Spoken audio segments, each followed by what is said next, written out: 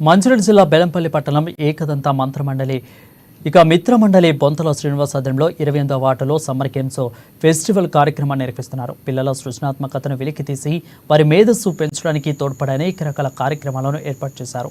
ఈ పోటీలో ప్రతిభ కనపరిచిన పిల్లలకు ఎంపిక చేసి బహుమతులను అందజేశారు. అన్ని చోట్ల విద్యావంతులు ఇదే విధంగా కార్యక్రమాలు చేపడితే పిల్లలు టీవీ, ఫోన్లకు ఆకర్షితులు కాకుండా చూడొచ్చని నిర్వాహకులు తెలిపారు.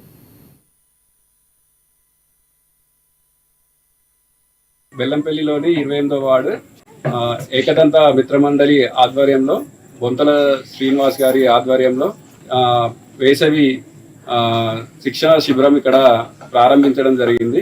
దీంట్లో పిల్లలు 28వ వార్డులో ఉన్న పిల్లలందరూ హాజరయ్యారు. ప్రతి ఇంట్లో సమ్మర్ హాలిడేస్ స్టార్ట్ అయిన కాంచెల్లి టీవీ, మొబైల్ చూడడం వల్ల వాళ్ళు మానసికంగా ఇబ్బంది పడుతున్నారు, శారీరకంగా ఇబ్బంది పడుతున్నారు.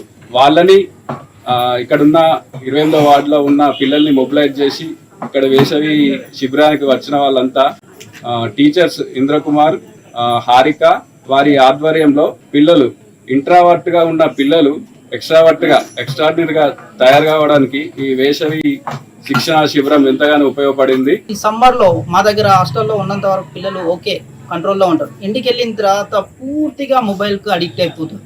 సో ఆ ఆలోచనతోనే ఇక్కడ మా బెల్లంపల్లి పట్టణంలో ఇలాంటి ఒక ఆర్గనైజ్ చేద్దామని ఏకదంత మిత్ర మండలి వాళ్ళు నన్ను అప్రోచ్ అయినప్పుడు ఓకే, ఫిజికల్ గేమ్స్, క్రికెట్, ఇంకా ఇలాంటి గేమ్స్ చాలా జరుగుతున్నాయి.